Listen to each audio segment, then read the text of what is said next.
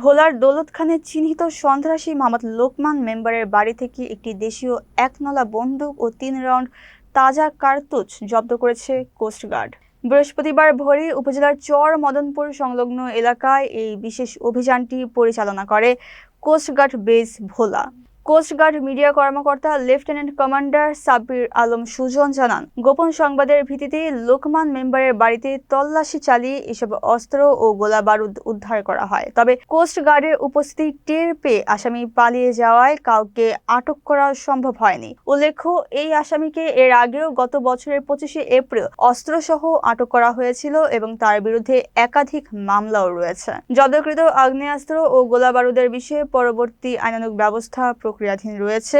আইনশৃঙ্খলা পরিস্থিতি স্বাভাবিক রাখতে কোস্টগার্ডের এ ধরনের অভিযান ভবিষ্যতেও অব্যাহত থাকবে বলে জানানো হয়েছে।